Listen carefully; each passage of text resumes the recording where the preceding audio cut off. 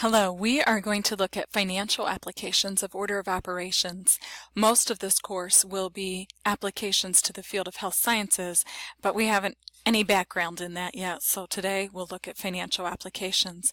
Our first one is simple interest. We see the formula here. You will not be memorizing the formula.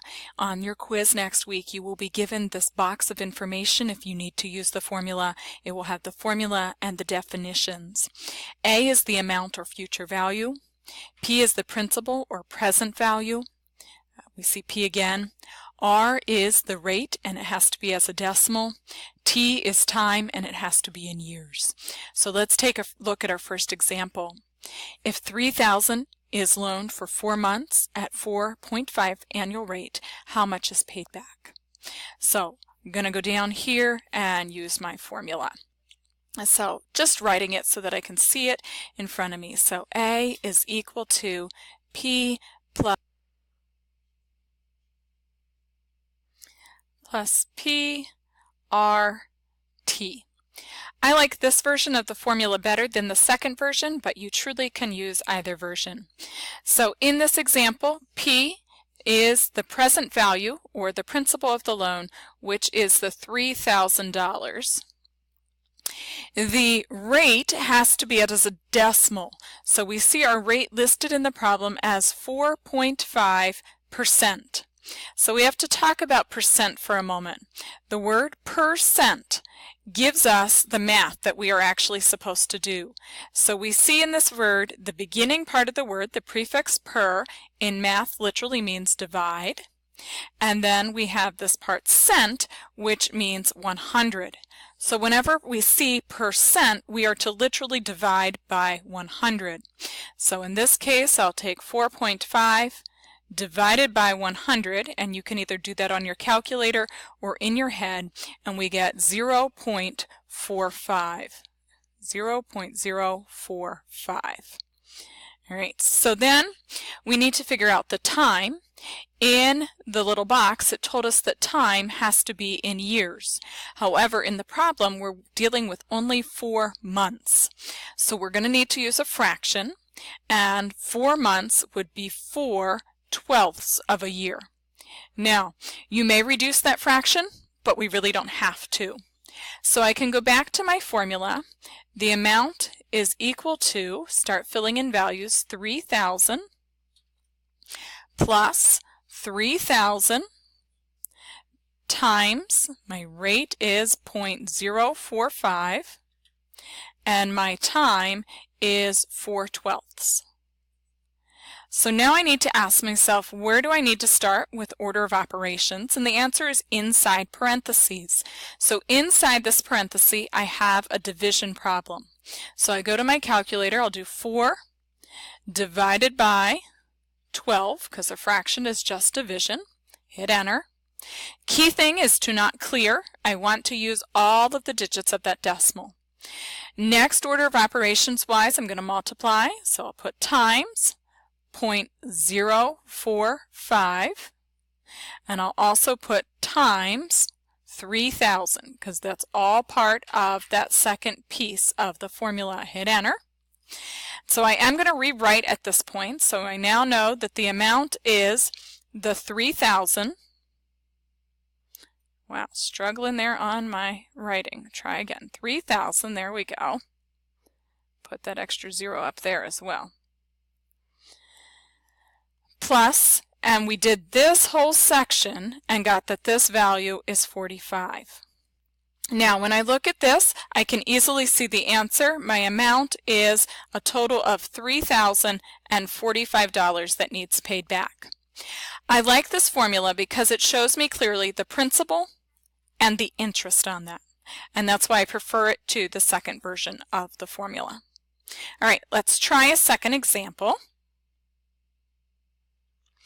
So in this one, it asks us, how much would you have to pay for a credit card balance of $554 that is 1 month overdue if a 20% annual rate is charged? So formula is, amount is P plus PRT. So amount is, principal is the $554 put that in again, 554. The rate, I have to change this to a decimal. So either in my head or on my calculator, I know that percent means to divide by 100, and so that is the decimal 0.2. And then my time. I have to change time to years. This is 1 month overdue, so I would pay 1 month of interest because you typically don't pay interest if you pay your balance on time. So I'm ready to go to my calculator just like the last one. I need to start in the parentheses with the fraction. So 1 divided by 12. Enter to get my decimal. Don't clear, but go straight to multiply, which is next in our order of operations. So times 0.2 times 554.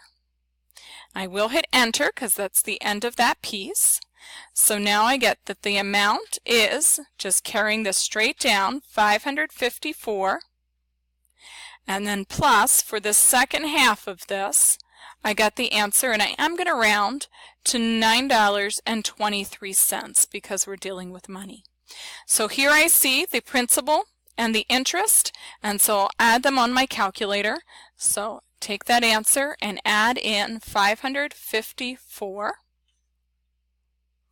And I get the amount that I need to pay back is $563.23.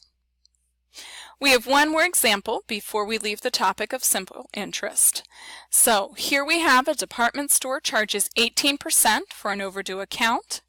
We're asked how much interest will be owed on $835 that is 2 months overdue. So looking at my formula, amount equals P plus PRT. My principal is the $835. Put that in the second part as well.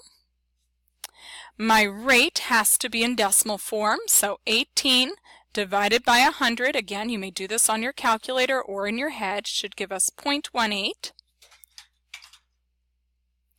And then the time, again our time is in months, and so 2 months would be 2/12 of a year. One more time, we'll go to our calculator. Using order of operations, we'll start inside the parentheses with dividing 2 by 12, hit enter. Next in order of operations comes multiplication, and so we'll multiply that answer times 0.18 and times 835. So I have, as a simplified problem, the amount is $835 plus $25.05. Now, we need to be very careful in the wording on this problem. It asks us up here just how much interest. So I actually can answer the problem without moving on. So the interest in this problem is the $25.05. And that actually solves the problem. However, when I look at this, if I'm just going through the problem, I could have added the $835, and I would have that the amount is $860.05. Well, that is the total amount. If I want to figure out the interest, once I know this total amount, I simply have to subtract the principal. So I could have subtracted the $835, and that would give me the $25.05, which is the actual answer. So 3 examples of financial applications based on simple interest and how to apply order of operations to them.